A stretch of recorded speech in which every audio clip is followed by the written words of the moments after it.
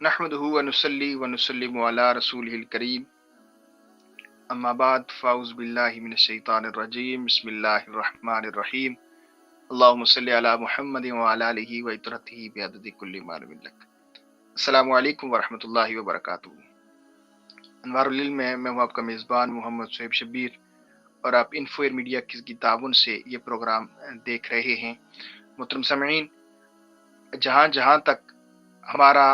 یہ پیغام پہنچ رہا ہے، تمام احباب سے التماس ہے کہ ہمارا اس پیغام کو زیادہ سے زیادہ تک لوگوں تک پہنچانے کی کوشش کیجیے گا۔ اب یوٹیوب پہ ہمیں انوار علم کے پیج پر آپ ہمیں جوائن کر سکتے ہیں، آپ فیس بک پر ہمیں جوائن کر سکتے ہیں، آپ دیگر میڈیا ذرائع پر آپ ہمیں جوائن کر سکتے ہیں، انفو میڈیا اور انوار العلم پر۔ کوشش کیجیے گا ہمارا یہ پیغام زیادہ سے زیادہ لوگوں تک پہنچے، تاکہ اس میں کسی کے دل پہ شاید کوئی بات اتر جائے، کیونکہ آج کے دور میں پرفتن دور ہے۔ ہمیں ہر چیز کے لیے علم ہے، مگر دین کے لیے ہمارے پاس علم نہیں ہے، تو اس لیے وقت نہیں ہے ہمارے پاس کہ ہم دین کو سیکھیں۔ اس لیے یہ ہماری کوشش ہے تاکہ آسان الفاظ میں اور مختصر وقت میں زیادہ سے زیادہ باتیں اور تاریخ کے واقعات آپ تک پہنچائے جائیں۔ پچھلے واقعہ جو ہے وہ ایپیسوڈ میں ہم نے بچپن میں آپ صلی اللہ علیہ وسلم کے پیش آنے والے واقعات کا ذکر کیا تھا، اور آج بھی ہم انشاءاللہ بچپن میں ہی ایک واقعہ پیش آیا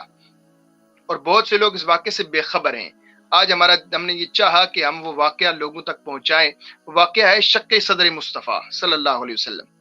ایک واقعہ پیش آیا جو آپ صلی اللہ علیہ وسلم کے بچپن میں ہی اما حلیمہ سعدیہ کے جب ہاں آپ صلی اللہ علیہ وسلم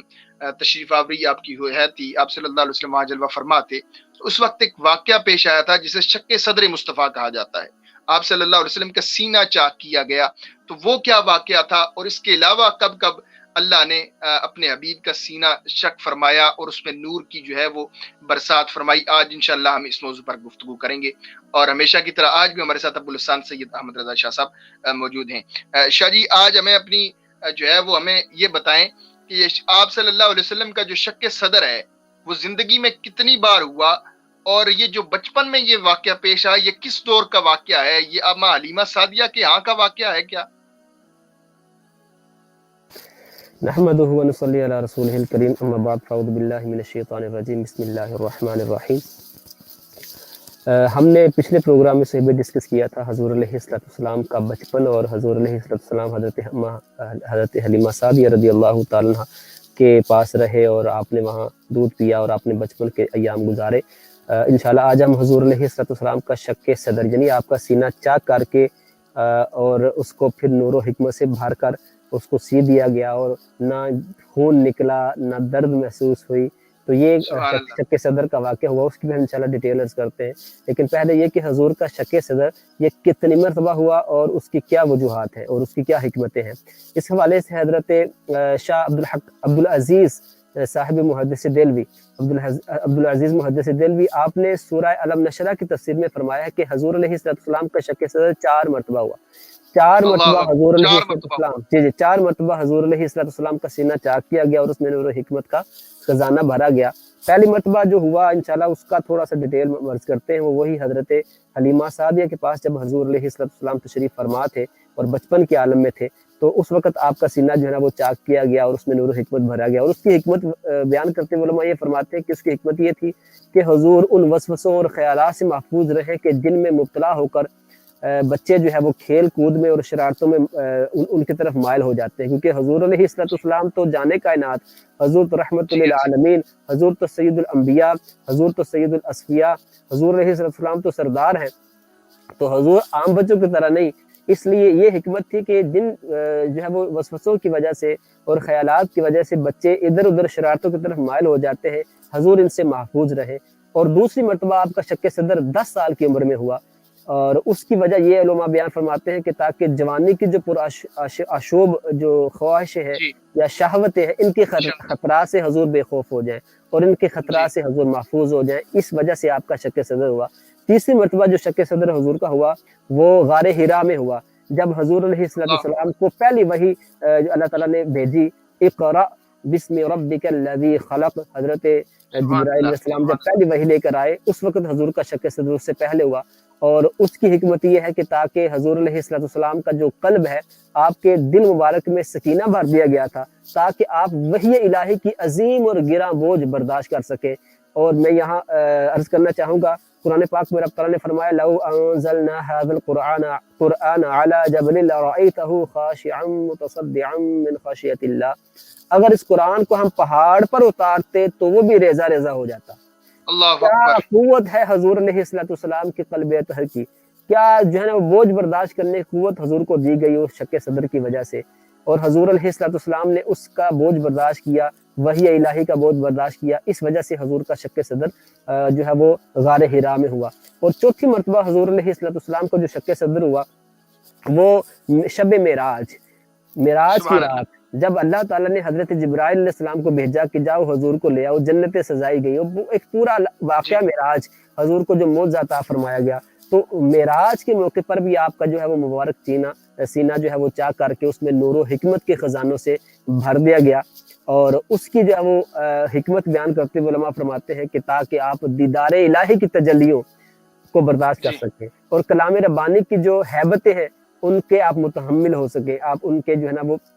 ان کو برداشت کر سکے۔ اور یہی تو وجہ ہے کہ ما زاغ البصر وما طغى، حضور علیہ السلام نے جب رب کا دیدار کیا، ادھر دیکھیں حضرت موسیٰ علیہ السلام نے طور پہ کہا یا اللہ تجھے دیکھنا چاہتا ہوں، اللہ تعالیٰ نے کروڑویں تجلی کا انڈائریکٹ جو ہے وہ حصہ پہاڑ پر ڈالا، پہاڑ ریزہ ریزہ ہو گیا، جی، موسیٰ علیہ السلام زمین پہ تشریف لے آئے، غش کھا کے آپ بے ہوش ہو گئے۔ لیکن دوسری طرف دیکھیں حضور علیہ السلام نے رب تعالیٰ کا دیدار بھی کیا، اور کیسا دیدار کیا، میں صرف ایک شعر کہوں گا، اللہ فرماتے ہیں کہ کس کو دیکھا یہ موسیٰ سے پوچھے کوئی، پوچھے کس کوئی، کو دیکھا یہ موسیٰ سے پوچھے کوئی، آنکھ والوں کی ہمت پہ لاکھوں سلام۔ تو جی یہ ایسے حضور شاہ صاحب یہاں دو پوائنٹ جو میرے ذہن میں آتے ہیں، دو جی جی باتیں، جی ایک بات تو یہ کچھ لوگ آپ صلی اللہ علیہ وسلم کو اپنے جیسا کہتے ہیں،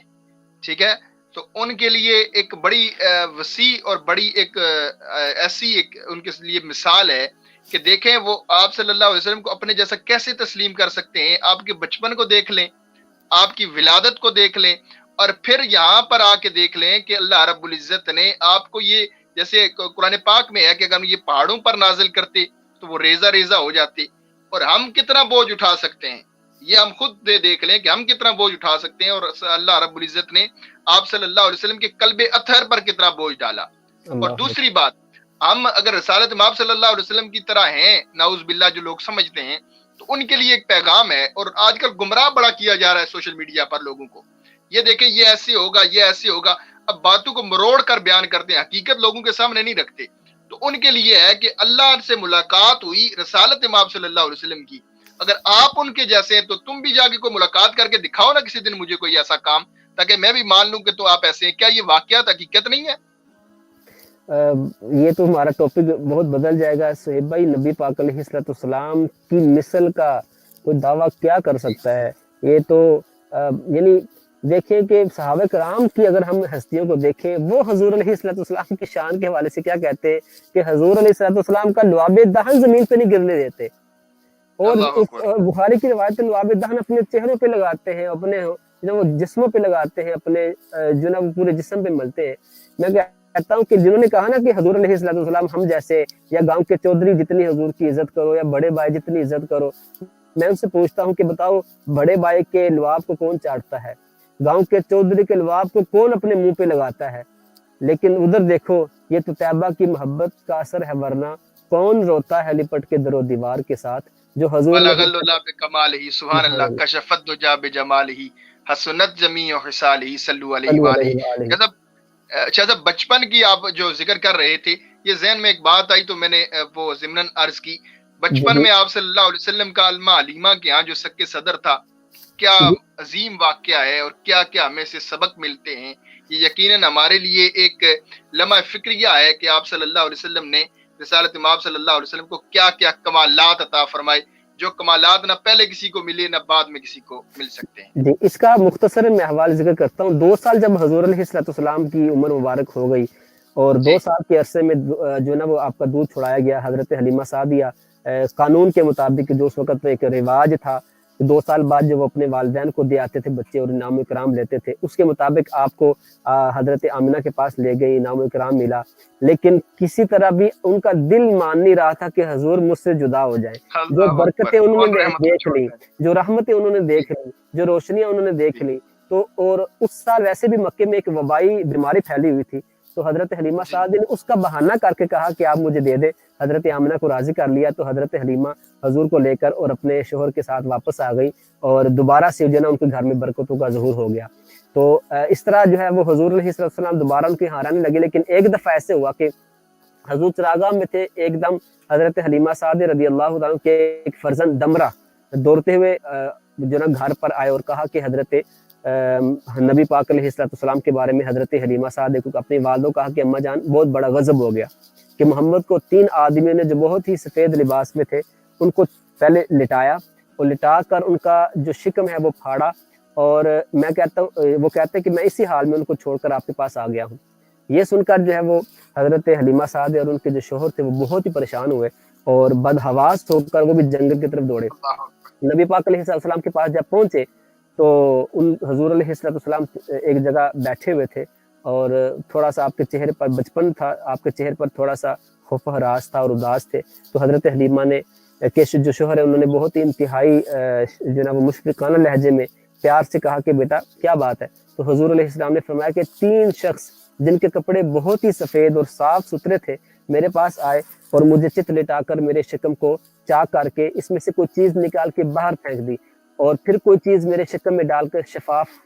کوئی صاف شفاف چیز نور کی طرح میرے شکم میں ڈال کر اس کو جو ہے وہ سی دیا اور برابر کر دیا, لیکن مجھے کسی حوالے سے بھی کوئی تکلیف نہیں ہوئی. یہ حضور علیہ السلام کا شک صدر ہوا اور نور سے اور حکمت سے حضور علیہ السلام کا سینہ بھر دیا گیا. اور رب تعالیٰ فرماتے ہیں نا قرآن پاک میں الم نشرح لک صدرک, اے محبوب کیا ہم نے آپ کا سینہ آپ کے لیے نہ کھولا. تو اسی تفسیر کے تحت یہ واقعہ ہوا. تو جب یہ واقعہ حضرت حلیمہ نے سنا اور ان کے شوہر نے سنا وہ بہت ہی گھبرا گئے اور ڈر گئے اور یہ خیال کرنے لگے کہ کہیں حضور کے اوپر عصیب کا اثر نہ ہو, لہذا بہت جلد جو ہے نا وہ حضور علیہ السلام کو ہم ان کے گھر چھوڑ آتے ہیں, ان کے والدہ کے پاس چھوڑ آتے ہیں. تو مکہ مکرمہ لے گئے. حضرت حلیمہ سعدیہ اور ان کے شوہر جب حضرت آمنہ کے پاس پہنچے اور ان کو یہ سارا واقعہ پیش کیا اور کہا کہ حضرت ہم یعنی سمجھ رہے ہیں کہ کہیں حضور علیہ السلام پہ کہیں آپ کے بیٹے پہ کوئی عصیب کا سایہ نہ ہو. تو حضرت حلیمہ سعدیہ نے سارا وہ جب